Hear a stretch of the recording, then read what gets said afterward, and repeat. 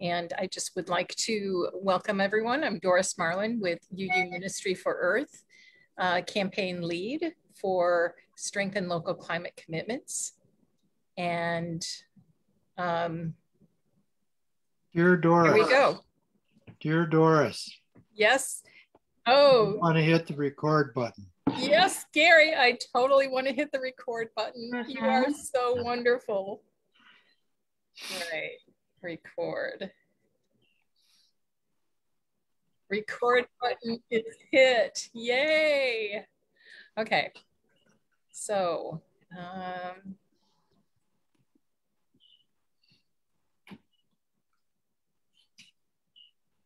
Gary.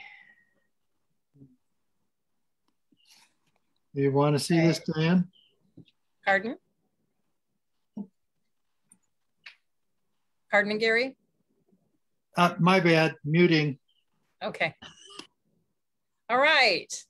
So, welcome everyone. Here we are at, let's see, 8:05 Eastern Time. And this is the National Collaboration Call for Strengthen Local Climate Commitments. Tonight, our topic is the Earthville. First, though, I would like to just mention that Strengthen Local Climate Commitments is a campaign within the Create Climate Justice platform that is hosted by Unitarian Universalist Ministry for Earth, the Green Sanctuary Committee, and the United Nations Office of the UUA.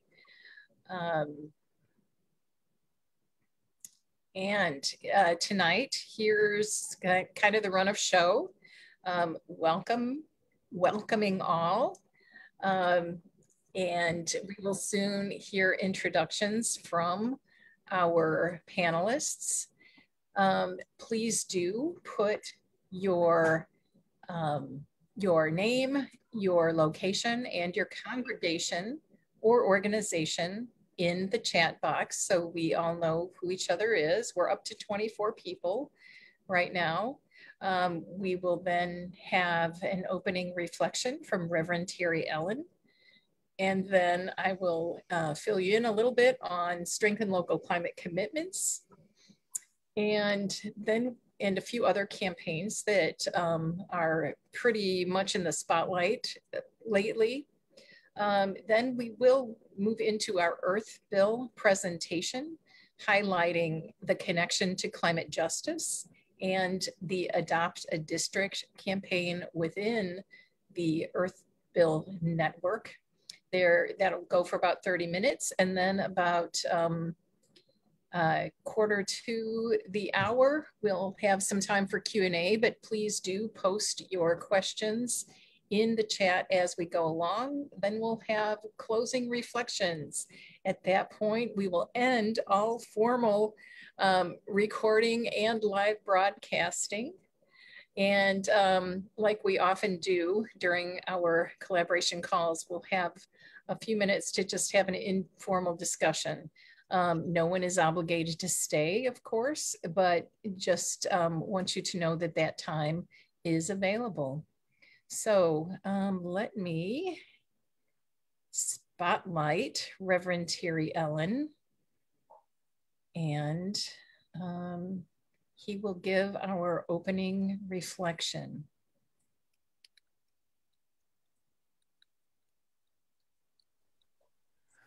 Yes, these are the words of Jackie Patterson, who is the Senior Director of Environmental and Climate Justice at the NAACP. And she's talking about a just transition. And I think all of you in your work on that know she's talking about a lot more than just jobs, green jobs for ex-coal miners, et cetera. It's the whole deal. Our future must be rooted in a just transition. This involves moving away from a society functioning on extraction to one rooted in deep democracy and to one integrating regenerative processes, cooperation, an acknowledgement of interdependence, and again, where all rights are respected and honored. We have to get to a place where we can live in harmony with each other and the earth. And if I can say, the reason that Jackie Patterson became the Director of Environmental and Climate Justice at the NAACP was that as a young woman, she went with the Peace Corps to Jamaica and learned there how the people struggled with the issues of poverty, environmental degradation, and a changing climate. Her grandmother was Jamaican, so this learning for her was very personal. Back in the US, after a while, she realized that climate studies, and hence all scholarship about climate, were not gendered like other areas of study. And so she got a grant to interview how women of color were dealing with climate change, consciously and unconsciously. Many times they didn't even know that's what exactly they were dealing with. Well on into her interviews, she decided to contact the NAACP, assuming surely they would have an abundant list of women for her to interview. They did not. It was 2009. They had just passed a resolution at the NAACP on how climate change was linked to all the areas that they were engaged in all of their other justice work. But they had no program. They really didn't have any real clue about how to go about linking them, even though they had just gotten a major grant for environmental and climate justice work. Once they had talked to Jackie and once they knew about her interviewing work, they offered her the job of starting their program. She accepted for one trial year to see how it went, and she's been working on climate and environmental justice with them ever since. May we all be working at 1/10 of her dedication in that job. Thank you. Thank you so much, Terry. All right, so a few people have just joined, and I just want to repeat that we are, this is the Strengthen Local Climate Commitment National Collaboration Call that happens monthly. Our topic tonight is the Earthville. And first, a little bit about what Strengthen Local Climate Commitments is. I've seen that many of you are repeat customers. We talk every month, which is so great, from all around the country and even our Canadian friends. So always good to have Martha and others on board. But Strengthen Local Climate Commitments is about people who want to make change within their communities, bond together with other organizations, other Unitarians, our friends, other faith communities, really all organizations, NAACP, everybody, who are ready to roll up their sleeves and wanting deeper community partnering to achieve measurable results on climate action and equity. So in the most simple form, that looks like contacting your mayor and your city council and working to develop a stronger and quicker climate action plan, which Columbus, Indiana is doing marvelously at. They started with nothing. They are now engaged with their major local employer, who is a major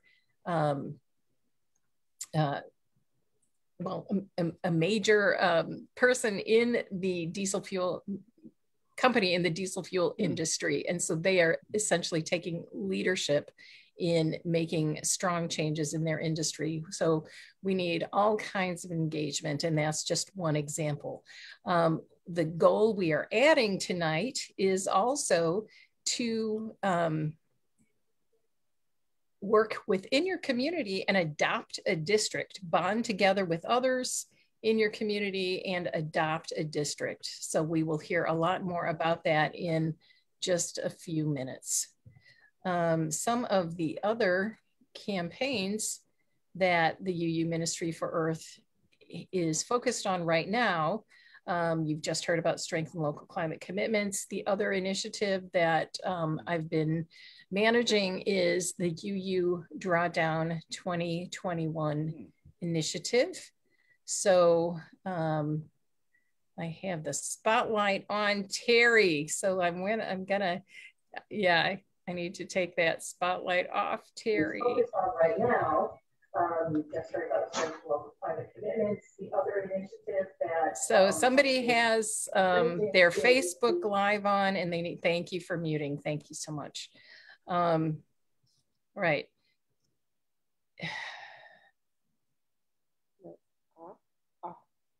Going back to sharing another screen, highlighting the drawdown campaign.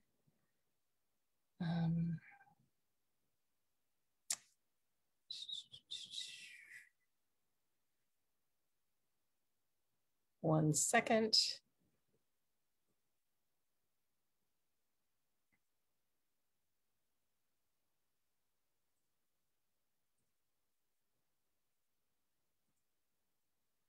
Sorry about this. Always technical issues. Okay, so now you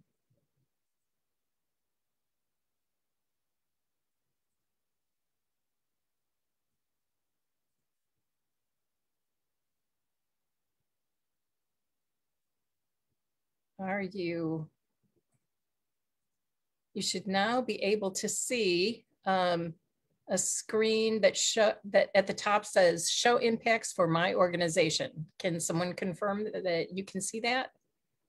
Yes. Great. Okay, so this is what the UU Drawdown initiative so far has done. And it's easy to join. That link will be put into the chat. But just an example, we are 275 participants. That includes the Elders Climate Action Network and several others. We have done over 6,500 actions. We're acting in 25 states. And I'll just scroll through so you can see some of the actions. We've traveled 313 miles by bike instead of car. We have saved 6,700 pounds of CO2. We have spent 35,000 plus minutes exercising. We have changed 145 light bulbs, which is not nearly enough. We have moved to locally sourced meals, almost 2,500 meatless or vegan meals.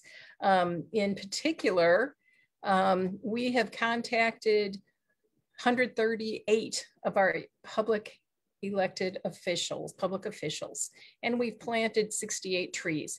This campaign will actually be continuing through the end of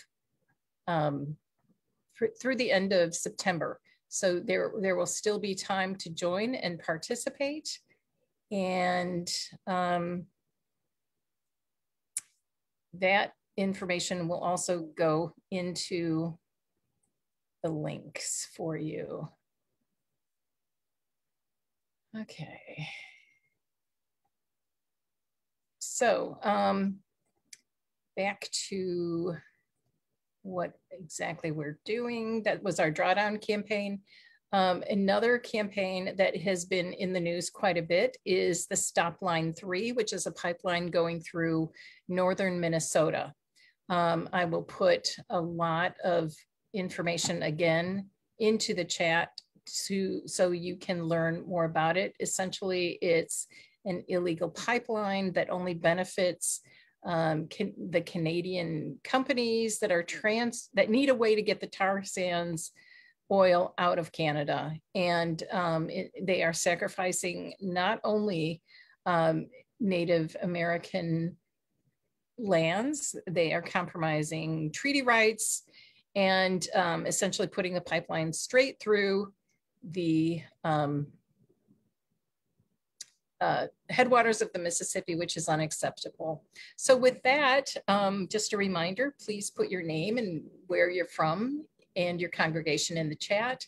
And I will turn it over to Lavonna Grow and let Lavonna introduce herself and her entire team while I put the spotlight on all of you. So go ahead, Lavonna.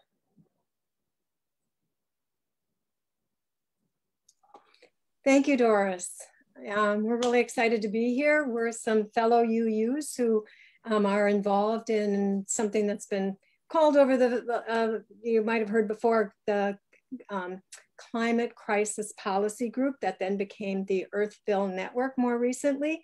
And tonight, Leslie's with us from Oregon, and Terry, who you already met. They'll be introducing themselves shortly.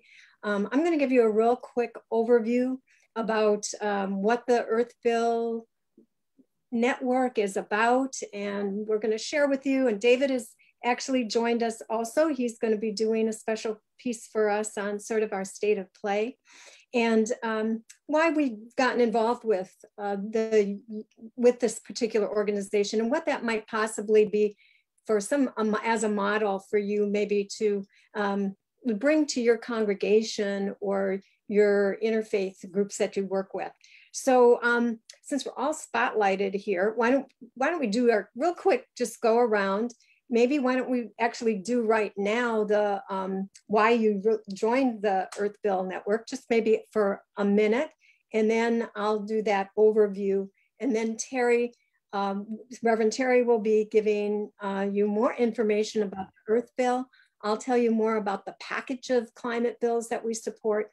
And Leslie's going to tell you a lot about her state, what she's done at the state and local level, and also the regional level and interfaith. And I'll be talking about the adopted district towards the end of the program. We'll be taking some of your questions, both after the legislative sort of piece, when David and I and Terry will be presenting, and then at the end. So if you can hold some of your questions for those parts, I'd appreciate it. So Leslie, why don't you introduce yourself and just say why you got involved, just quick 30 seconds or so. Hi there, I'm Leslie Polkaza, and I'm from Portland, Oregon, on the Chinookan and Kalapuya lands, a member of First Unitarian Church in Portland, and I started the Community for Earth group. Actually, it was a 7th principal group at the time in 1991. And since then, we've been the strong environmental group within social justice at First Unitarian Church. Many more people are active. We act as a team.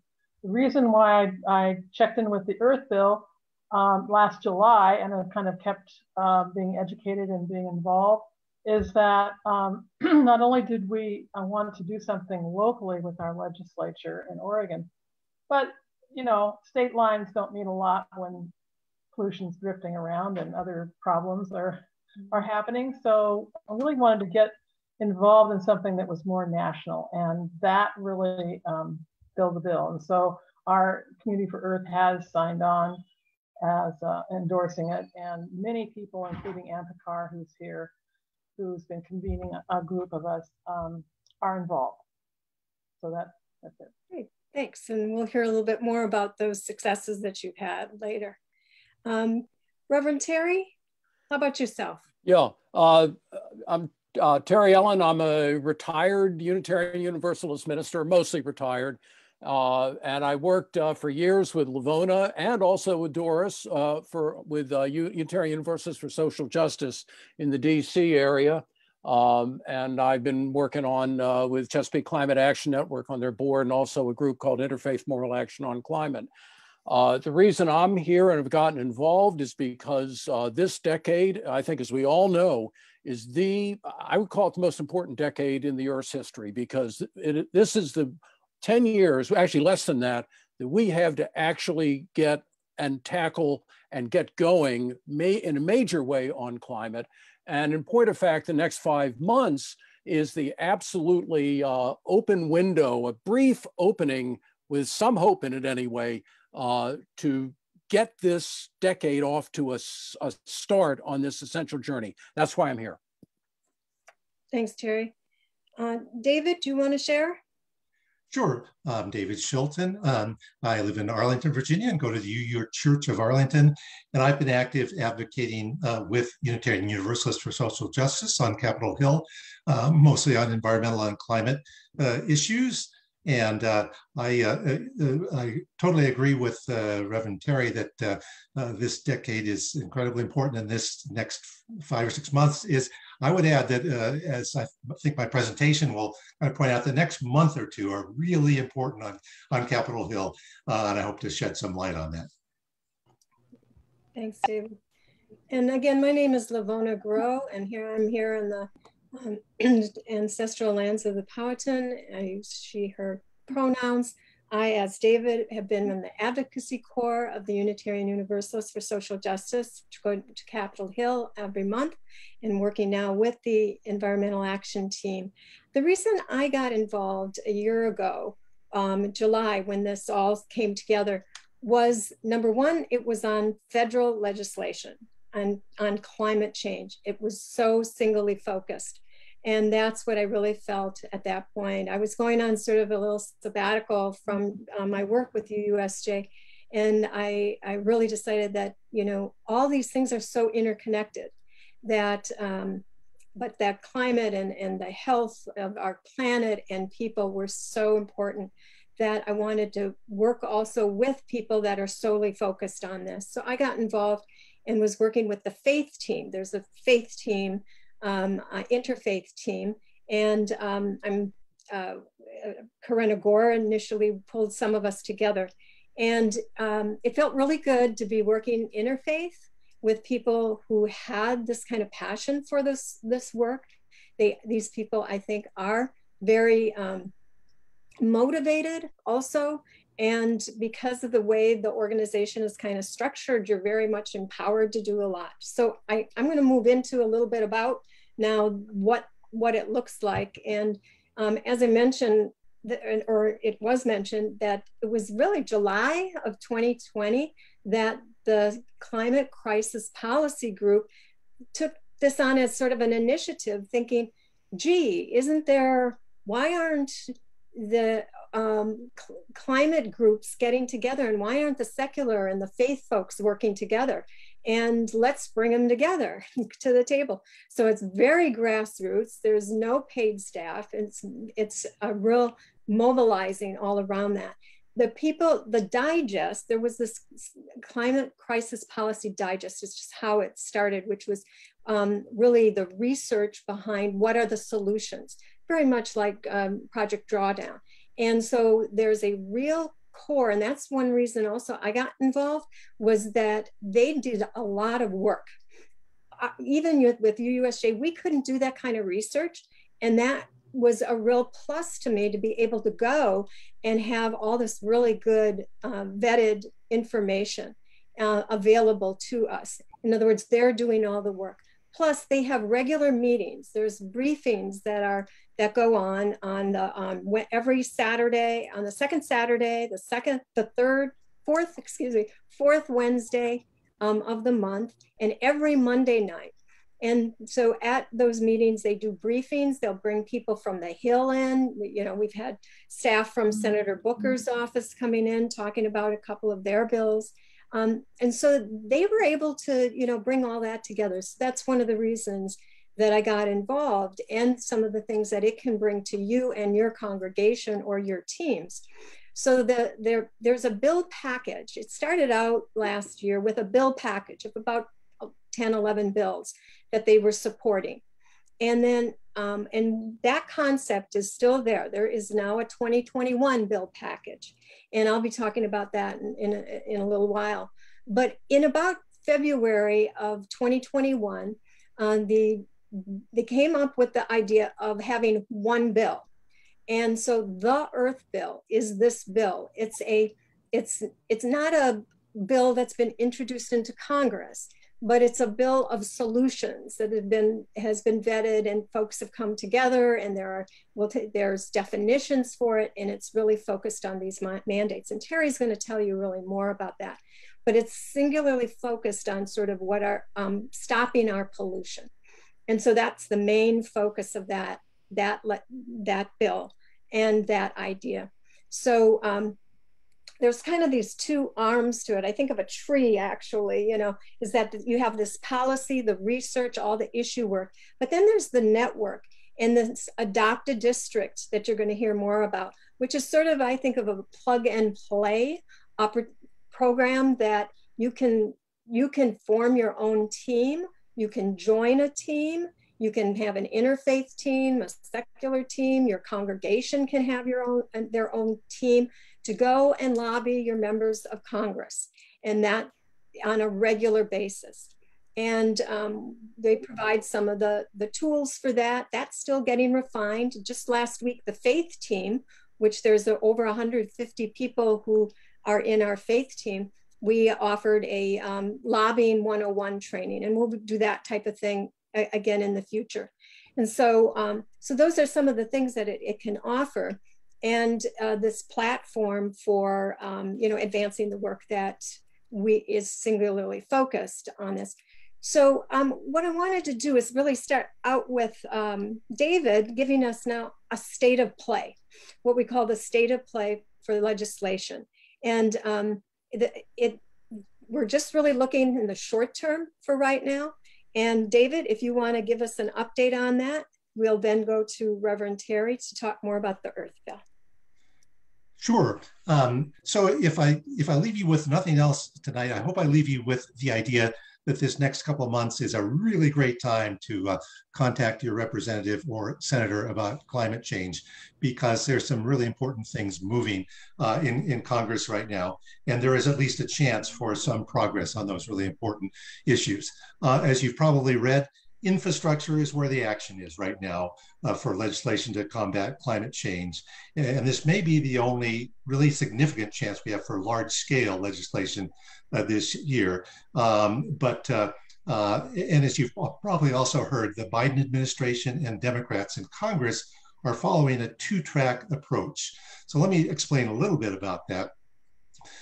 The first track I'm going to talk about is the bipartisan infrastructure proposal, the outlines of which have been endorsed by 11 Senate Republicans and many Democrats. That's important because assuming all 50 Democrats in the Senate voted in favor of such a proposal, then getting 10 Republicans would be enough to overcome the filibuster. Now, what's in that bipartisan bill? The new spending is $579 billion. It's mostly for hard infrastructure, the traditional things, roads, railroads, bridges, ports, and so forth. There's also money in there, $66 billion for passenger and freight rail, $48 billion for public transit, a little bit of money for electric vehicles, $15 billion, which would go towards charging stations and electric buses. But all of this, of course, is way, way less than what is needed and way less than what the White House had envisioned in its American Jobs Plan. There's also a fair amount of money for grid infrastructure, which it would be important as we electrify and get away from burning gas and other fossil fuels. There's money in there for water infrastructure, some for climate resiliency, some money like $16 billion for orphan mines and wells cleanups that would be helpful for methane pollution. So, there are a few good things in it, but it's generally pretty disappointing, and there's very little in it for environmental justice. I guess you could consider it better than nothing, but not very good. And that's just the limitation of trying to proceed in a bipartisan manner, trying to get 10 Republican votes in the Senate. Its prospects are decent. It's probably going to happen this next month. It will need nearly all Democrats to support it, particularly in the Senate. But a number of progressive Democrats have said they will not support it unless it is paired somehow or in tandem with the much more climate-friendly reconciliation bill that the Democrats are working on. But of course, that position is anathema to Republicans. So it's going to be a very tricky thing politically. So let me talk a bit about the reconciliation plan that would pass only with Democratic votes, because with the reconciliation procedure, you just need 50 votes. It's right now in the charge of the Senate Budget Committee. Bernie Sanders is the chair of that committee. He has floated a really big $6 trillion proposal for infrastructure, climate change, but also healthcare and other programs that progressives really like. And it goes, you know, it includes a lot of the American Family Plan that will help, you know, care workers and so forth. It goes beyond President Biden's vision of spending roughly $4 trillion on similar projects. On the other hand, again, you have to get all 50 Democrats if this is going to work. And Joe Manchin and probably Kristen Sinema from Arizona have said they want to pare it back further. They haven't ruled out going with reconciliation, but they've been very hesitant on spending as much as others have been talking about. Now, some of the things that are included in the reconciliation package are clean energy tax breaks, which we've gone out on before, a civilian climate corps, and most important, I think, is a clean electricity standard that decarbonizes the power sector completely by 2035 and by 80% by 2030. There's a recent report out by energy experts saying that a clean energy standard like this, which basically instructs electrical utilities to decarbonize by certain dates, to you know, start retiring fossil fuel plants and to go with renewable power, it works quite well and would not impose costs on society because it saves a lot of money. And as we go to things like more electric cars, replacing you know, natural gas in homes with electricity, those things really only work climate-wise if the electricity you're getting is from a decarbonized power. So clean energy standards would be really helpful. The politics again of the reconciliation are going to be tricky.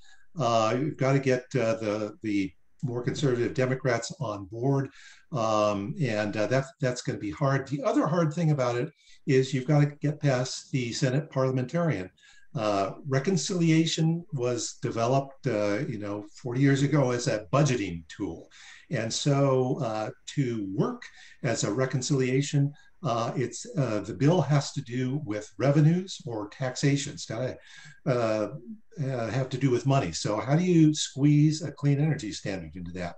Well, a number of people are working on that, trying to see if it can be done through incentives, monetary incentives to states, and that sort of thing. But there's no guarantee that the Senate parliamentarian will sign off on that being okay in a reconciliation bill. The reconciliation process is also a lengthy one and difficult. Now, the key first step is the budget resolutions. And that comes out of the Senate Budget Committee and the House Budget Committee. It's the first step. And the Democrats are talking about trying to push that through the Senate and the House this month.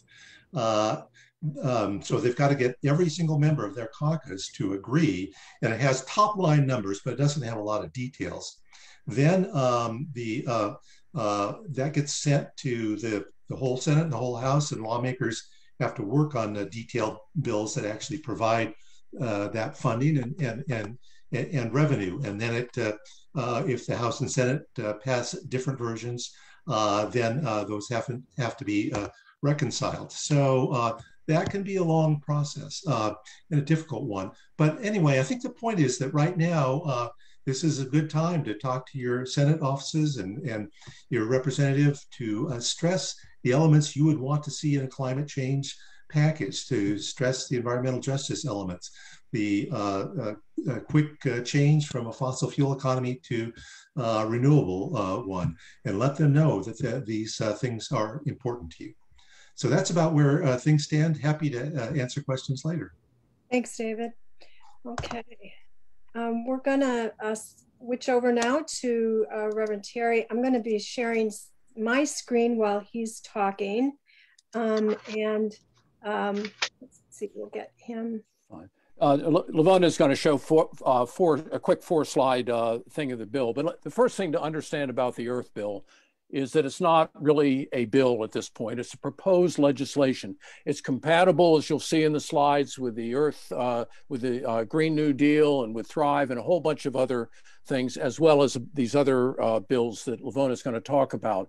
But there are these working groups that are working on this, trying to get this incorporated into the Biden plan. So what was found, that a lot of the bills out there were more aspirational bills with goals but no requirements in them.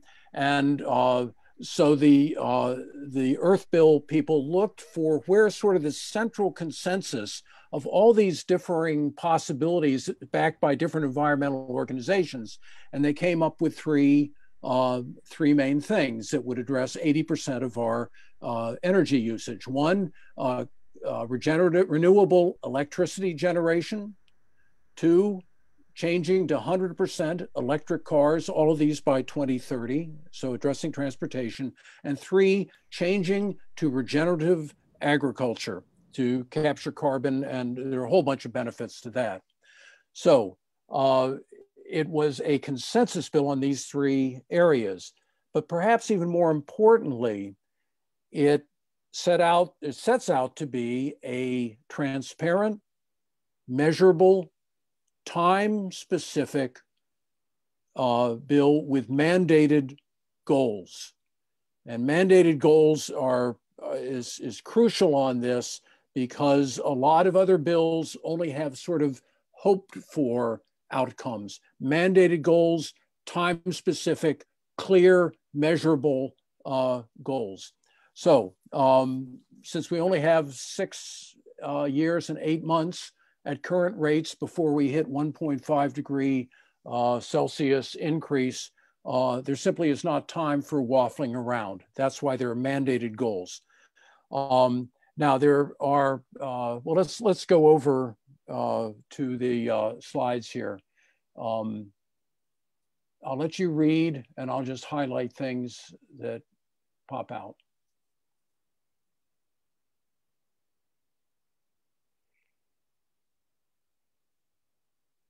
Very clear definition, by the way, of renewable energy there. It's absolutely center.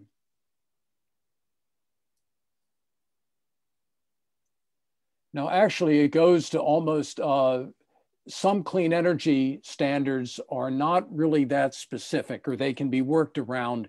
And this talks about the certified clean energy standards, so that there's no wiggle room for utilities who would be mandated to produce 100% clean renewable electricity by 2030, and it would leave them up to them how they would do it. They could, anyway, there are ways. It's using the business cost deduction strategy for letting a utility or a car manufacturer, whatever, take standard deductions and even double them in some areas as an incentive to do this. But if you don't comply, then you don't get any deductions, and it basically puts your business out of commission. Okay.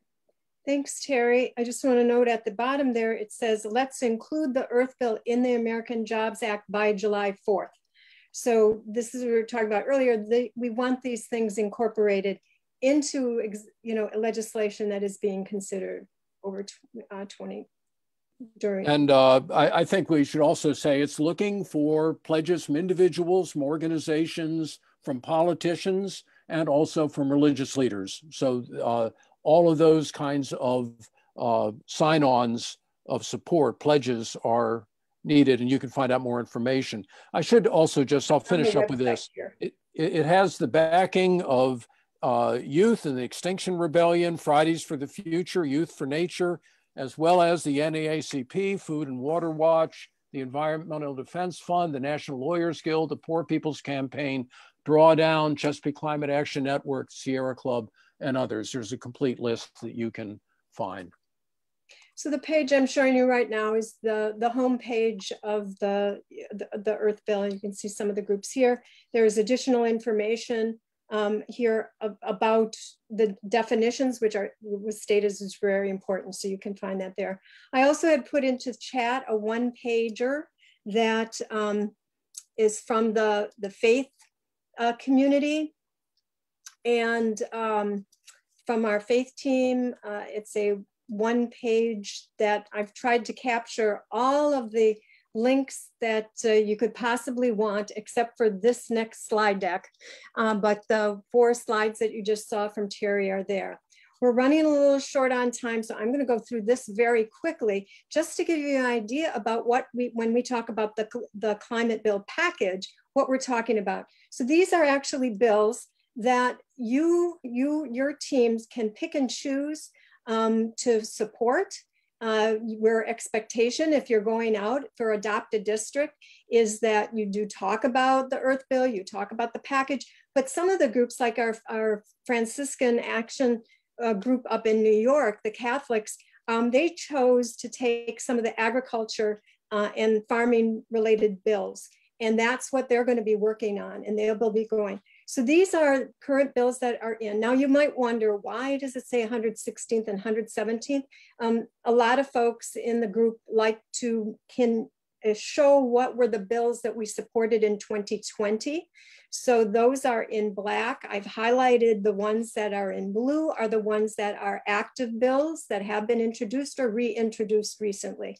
And the one that was passed, we left that in there, was, and UUSJ and others, UUs worked very hard on the American Innovation Manufacturing. The Leadership Act was actually passed. So that's at a glance. And this next page I just put in a couple of hours ago to show you some of the additional bills that are being under review by the organization. And you can see them here. And some are under review. They will be. Excuse me, Lavonna, I'm not seeing anything past your clean energy standard slide. I don't know about others. Oh, okay. Let's see. So thank you for mentioning that. I have changed. I'm going to stop and start again then, because I don't know otherwise how to fix it. So let's go to, I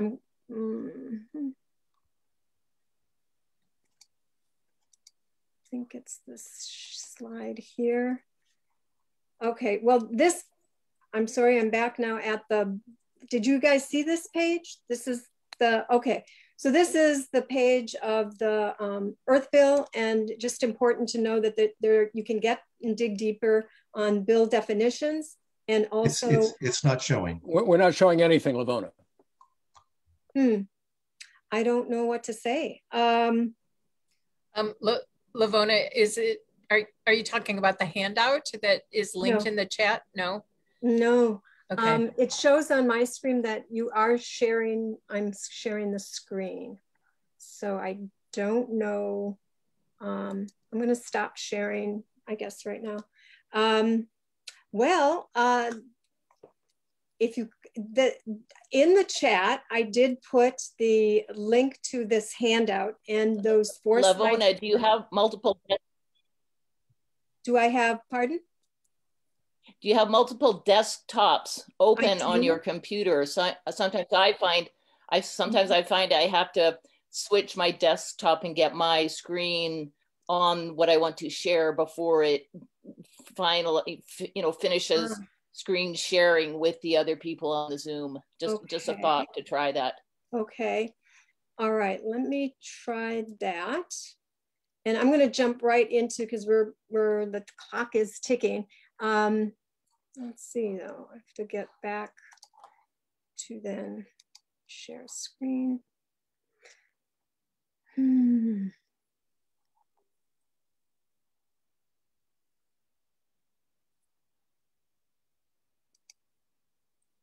Okay, this is not what you want to see there. I don't know. Oh, there you go. Is that it? Yeah, new bills. Okay, new bills. All right. So we're going to take a really fast tour. Thank you, whoever said that. But we're going to take a really fast tour through this, and to just give you an idea of what some of these other bills are. And all of these, by the way, you know, and how this fits in. I'm going to go back then to, I don't know what happened there, but these are the new bills that are under consideration. And we're going to go very quickly through the bills that are in the package. And I'm going to just stop on the ones that are in the 2021. So this break free from plastic pollution. And there is a link to all of these bills that are listed here with a brief introduction, explanation. And that one, and this is a new one that is currently being introduced, Farm System Reform Act. And we're just awaiting the filing on this one. This addresses CAFOs, and the UUs for Social Justice are actually signing on to a sign-on letter addressing this, and we invite others to do that. Then we have the Climate Stewardship Act, which we actually went out on when we were lobbying for Earth Month. This is one of Senator Cory Booker's bill. We went out on this in addition to the Justice for Black Farmers Act. And this is Agriculture Resilience Act, just been introduced. And this is in September, then you'll probably hear more about this. The United Nations is putting a focus on food and food security. And I think this might be very appealing to some of our groups to address some of the agricultural resilience as well as food security issues. This is a new one bill also. We're awaiting just the filing of this, but it's been announced. International Forest Protection and Climate-Free Supply Chains. And it will protect Indigenous communities from land invasion and violence as well. And this is the End Polluters Welfare Act. And this also includes the element of just transitions as well, because it does support funding for Black lung disability. And the Environmental Justice and Just Transition, which is, there are a whole group of issue teams and that do the research, and there's sort of these different buckets of bills, and there are several which faith people are very interested in on environmental justice and just transition. And this is an important bill that's getting a lot of attention right now and provides a lot of economic assistance, again, for just transition as well to communities and workers. And this was the bill I mentioned that we went out on, Justice for Black Farmers Act, during Earth Month. And we hope to be partnering with some organizations that are involved with Black churches and Black farmers organizations, and to continue our work on this. And this is why we do it, it's for the children. So I'm gonna stop sharing screen, and I wanna turn it over. I think it's 8:52 already. I want to get Leslie in here. I guess we will take the questions, if you can hold your legislative related questions to the end, or maybe put some of them in chat. If we don't get to them, we will get back to you on it after this is over. But Leslie, why don't you come on? We'll get you spotlighted, and you can tell us about some of your local and state actions that are going on, and the most recent regional work with the EBN network that you've been doing. Okay. Excuse me, I'll just jump in. So we will plan to go over by maybe 10 minutes to allow everyone a chance to allow Leslie a chance to contribute, and also to have a quality Q&A. When we do move into Q&A, I just want to let you know Jane O'Neill is first in line. So when you wrap up your presentation, please just go directly to Jane. Thank you. Well, thank you. And of course, sorry, if anybody needs to leave at 9, nobody's going to stop you, and nobody will hold that against you, but we can expect to go till maybe 9:10. Thank you. Thank you very much for inviting me here to talk about some things. And I want to recognize Rashenda Fairchild and Ann Picard, who have started to pull together our regional, what we now call our Northwest Earthville group. And we are meeting regularly. What we're doing most recently, we have, of course, with our group and with Ecumenical Ministries of Oregon and other groups, lobbied our Congress folks. And senators, we don't need to lobby because we have Senator Merkley and Wyden, who are strong proponents and introduced a lot of these bills. But we do have some Congress folks that are reluctant, and of course, one district that will not probably sign on. So what we've done is to work together to compose a letter and encouraging one sort of on the fence line congressperson, and we will ask to meet with them too. So we're working together to support districts that are a little bit not pro-climate. And I think that is a great way to collaborate. But most recently, besides working on the Earthville, we've worked on local legislation, and we've supported frontline communities that have introduced this legislation. For the past 2 years in Oregon, the Republican contingency has walked out on years of work on these bills, education, collaboration, and so forth. And they just got up and walked out and went to Idaho or somewhere else.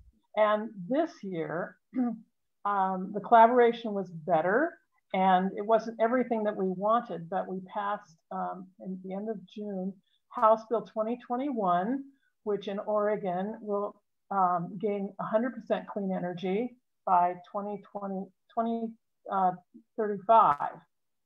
This means that it's the strongest bill in the nation.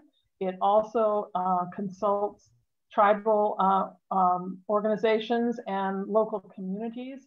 It has benefits for rural, coastal, and low-income BIPOC and strong labor standards. So we're really pleased with that. It didn't do everything we wanted, but what it does is to ban the expansion on new construction of power plants that burn natural gas or fossil fuels. We already have gotten rid of coal in the state. However, our power providers import some of that. Well, that's going to end. Sets labor standards for large-scale renewable energy projects built in the state. Includes 50 million, that sounds like not much, but that's for the state, in grants for community renewable energy projects, much like we have in Portland that was led by frontline communities. Allows cities and Oregon to also create green tariffs to get closer to no emissions or low emissions, and requires power companies to consider input from all low-income ratepayers, environmental justice communities, federally recognized tribes, as I said, and others to develop strategies on reducing emissions. And this all has to be done by 2030, but it's graduated that in percentage-wise and 80% by before that. Other things that passed that I'm really excited about that we all worked on and in our local areas were Oregon Energy Affordability Act, which will reduce rates for low-income people. Oregon Healthy Homes, which will provide upgrades and jobs for homeowners, low-income homeowners, upgrades in environmental insulation and other things. And we also passed the Wildfire Safety Act, which will, as you know, we've been devastated by wildfires and heat out here in Oregon. And this will help to prepare around homes and communities that were burned before they burn, so that it'll be safer. And then also a Recycling Modernization Act. So I'm just really excited that we finally did this, and we'll see how it goes. But I would say that in your own states, collaborating together for your state legislation, and then also for this federal legislation. It gives strength to both ends if you can do that. I think it's powerful. We, as a religious group, have gained many friends, and we are going to be working on into the future together, and this is a vehicle for that. Thanks, Leslie. Yeah, I was, if you could just spend a minute or so about sort of like organizing the adopted district, sort of what that looks like. In the adopted district, right now we have advocates for most of our legislators, our Congress folks. But like I said, there's one that we won't be able to get because they're in a very, very Republican district. But the person on the side, on both sides, who is a Democrat, that's what we're working on right now by appealing to them and giving them this information, asking to meet with them. And you know, that's about what we can do at this point.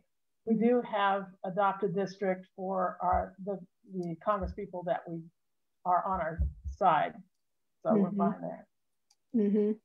Yeah, and for those of you who, you know, have a member of Congress that votes the way you want, they need to be thanked, and they also need to speak up, and they need to reach across the aisle, and because they don't have to talk about these bills, they don't have to bring this up when they're talking. So they have to know that we have their back, and that this gives, and that they also very often will use stories that they hear from us. So when we talk about sort of like flexing our moral muscle when we go, what's our value added when we go lobby on the Hill or wherever we lobby, is also to really talk from our heart and about our faith.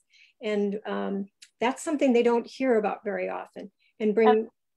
Yes, and we have met with the ones who are on our side many times. And I would also urge people to go to their town halls that are presented as well and bring up climate, because sometimes it gets buried with other things which are worthy, but they don't, the rest of the people attending the town hall might want to hear from you as well. Great. Well, thank you. So I think we'll wrap up and take the Q&A now. And again, on that handout that is in the, that I put in the chat, if you will find links to Adopt the District, and you'll be able to find from the website, also from one of the links that I've provided, which says spreadsheet, you'll be able to see if somebody has already adopted your district, and maybe you can just join them. So like David has, and Leslie are Adopt the District adoptees. And so you could contact them, or if not, then you can sign up and to either join or to be the lead on the district. And then there's some additional information there to help. So Doris, do you want to sort of handle the queue on any questions folks might have? Sure, glad to. We're going to start with Jane. So if you would just say where you're from, Jane, and what your congregation is, followed by Roger. They've both posted questions for the group. And I will look for any other questions posted in chat, and then please raise your hands if you would like to ask a question or make a comment. Sure. I'm Jane O'Neill, and I'm chair of the Environmental Action Team at Birmingham Unitarian Church in Michigan, Bloomfield Hills, Michigan. I'm really excited about this. I had not heard about this bill, just a little here and there. So I'm really excited. I'm going to read up on this and see if we want to get involved. But my question was, you commented on false solutions, and they named a couple, and I've been digging around on the website and I couldn't find anything. In particular, I'm interested in, I've heard these things about renewable energy certificates, and that sounds a little to me like paying somebody to go to church for you. I don't know if I've got the right take on that, if that's one of those false solutions. Jane, I'm not on that team that came up with that, so there are a lot of things like that, and I think any kind of thing that has a ticket or something like that, it ends up kind of kicking the can down the road. And basically the Earthville is saying there's no more time for that. you know, that's why the emphasis is on mandated limits, time restricted, mandated limits, period. And industry runs screaming from that because they don't like them, but we're past the point of making this real friendly in that sense. But there should be more stuff on the website if you go to it and noodle around, okay? Thank you.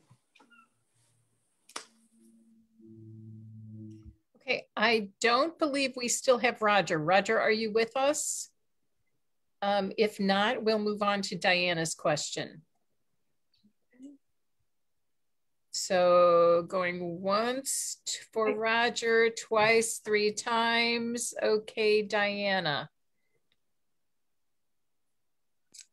So let's see, I'll read her, I don't hear her speaking, but she put it in the chat about how does the Earthville differ from the Thrive Act and what's being done to coordinate with the Red, Green, Black Alliance. Regarding the first part, and David might help with that as well, from the Alaska Indigenous Alliance, they've taken on the Thrive Act. Thrive Act is like for 10 years, about 10 billion. It's it's focused on, it's very comprehensive. It's everything they want.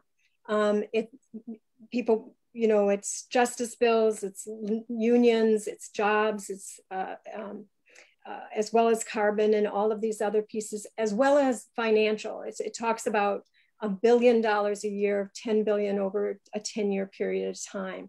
The Earthville does not focus on the appropriation portion of it, and it really only focuses on the carbon side of this, in those 3 limited areas, of being the electricity, you know, cars and regenerative agriculture and farming. David, do you want to add anything to that? No, I think you covered it. I would just add that there's virtue in Congress hearing all of these proposals and, you know, just hearing people's concerns and groups' concerns. You know, what parts of these will eventually get into legislation? You know, it's hard to tell. The whole things won't, but good pieces of them will. So it's important that, you know, people keep pressing on these, and we'll hope to get the best parts of them in. Mm-hmm. Very often they're considered kind of messaging bills, which give you an opportunity to talk about everything that you really want. Very often, like the Green New Deal, it wasn't an expectation that the entire Green New Deal concept would be, you know, voted on or in one bill, but it is a platform for all of the things in one place, and it is bringing together, my understanding is, a very strong coalition of people in support of the what's in the bill. There was a question related to also about Red, Green, Black Alliance. I don't know specifically, I don't know if there's anybody else on the team that knows specifically if they are working with Red, Green, Black Alliance. A lot of it is people joining what Todd Fernandez, who's the executive director, he's the founder of the organization, also a volunteer in all of this, but he goes to a lot of coalition type meetings, participating in them, and many other groups are involved in it. And these things are being raised, especially like about the CESs, or clean energy standards, and the mandates. Then there are people who kind of just and organizations that have been joining in the effort. But I have not seen the Red, Green, Black Alliance at the table at this point. That might be something that Gary wants to comment on.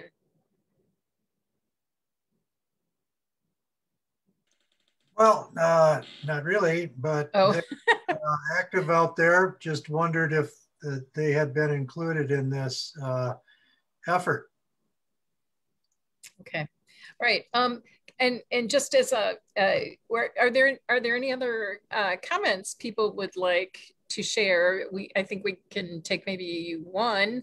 And my question to Terry Ellen would be, can you please briefly re-highlight the connection to our UU social justice emphasis on climate justice, how the Earthville connects with that. Oh boy, you know, the devil is in the detail here, Doris. And I am not on all these different working groups. We'd have to look at them specifically.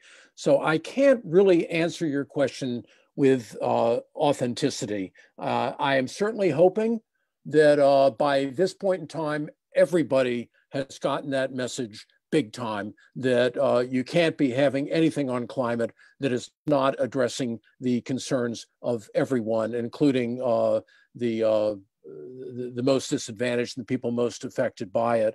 But ever since the climate parade in New York had indigenous people at the beginning of it rather than politicians, the message got through, I think, to almost everybody. I'm sure hoping. But we'll, you know what, we'll go back to Todd and we'll ask him very pointedly on that question. Then we can...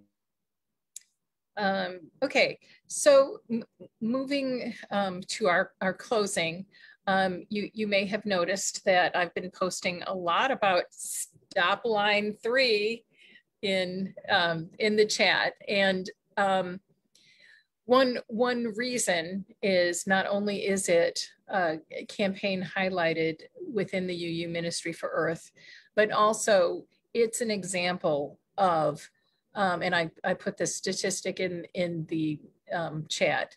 The pipeline will move 760,000 barrels of oil per day, which is almost the equivalent of what the Keystone and the Dakota Access Pipeline would also do. And these are filthy tar sands oils.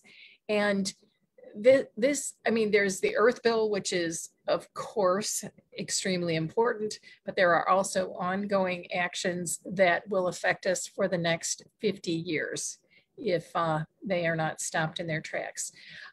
So that is why I've also been highlighting things in the chat as we've been going along, just to also emphasize the one reason why this event tonight, we've spoken about the Earthville, is because of the Adopt a District action. Strengthen local climate commitments is about all of us pulling together, not just with our Unitarian friends, not just with our faith friends, but everybody in our community to strengthen and accelerate our local climate commitments. So while you're doing that, pull together those same friends and lobby your federal representatives, especially if your state is part of the Climate Alliance of Governors, because your governor, your state as a whole has made a commitment to do that. So let me pull up. We're time for one last question. Sure, go ahead, Gary. I didn't see anything about a carbon tax in the bill. Correct. It's not in the bill. It's still a very controversial issue, and the greenhouse gas group that was working on it could not resolve their differences. And they have not identified a particular bill to support. There is a new bill that I think is very interesting. People should look at. Senators Whitehouse and Schatz have just introduced a bill that addresses a lot of the concerns that the frontline communities, faith community, and others have had about a single focus on carbon, and has also multi-pollutants, and also addresses some other issues that were of concern. I can put that bill number in the chat in a minute or two. And I think, Gary, we can maybe talk about that a little bit, because I know people have very strong feelings about that following our official closing. So now I would like to turn it over to Reverend Terry Ellen to give us our closing reflection, please.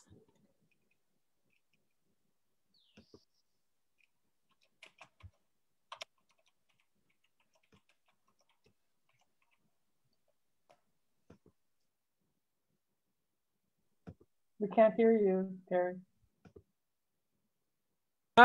Okay, sorry. This is Thomas Berry, a passionist father, and Brian Swim, a mathematical cosmologist who wrote "The eye that searches the Milky Way galaxy is itself an eye shaped by the Milky Way. The mind that searches for contact with the Milky Way is the very mind of the Milky Way galaxy in search of its inner depths." And Charlene Spretnak, who helped inspire the founding of the Green Party and also is a proponent of this newer understanding of ourselves, along with Sister Miriam Therese McGillis, who trained an activist in Mississippi. It's an African-American woman at a big gathering that had been to a thing with Sister Miriam. The woman stood up and said that she now understood herself to be a unique expression of the magnificent unfolding of the universe, and it would have been incomplete without her. She said she realized that her own special being was part of the life of the earth, and that the story of the earth being is also the truth of her being. She told us that when people think about the earth community, they are the earth thinking about itself. She made it clear that each of us can spend our life paying attention to the earth's unfolding story and taking care of its ways or failing to do so. She spoke with great enthusiasm and love. When she finished, I sat nearly catatonic, so moved by her presence. What arose in my mind was, there it is. I had wondered for years about ways in which the new awakening might be expressed so as to spark political engagement. And there it was. So let us all be inspired, both in who we are and in what we do for the earth and for each other. So be it.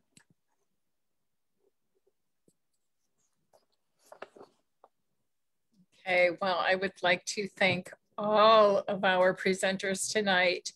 And we do this work not only for ourselves locally, not only for our generation, but for every generation, not just for the US, not just for North America, but for global, our global relatives. And so to highlight that, I have thank you lapel pins that reflect the Sustainable Development Goals, 17 Sustainable Development Goals, that I will be tracking down your home addresses, presenters, and sending those out to you. So thank you all so much. And this, well, as we Facebook Live for the first time, yay. And this will be posted on the UU Ministry for Earth, Strengthen Local Climate Commitments webpage. All right, yay, thank you everybody.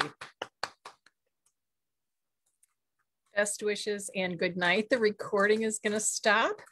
And I thank you, Gary. That's so cute. Anyone who would like to hang on for a little bit longer just to chat and debrief a little bit, you're welcome to stay.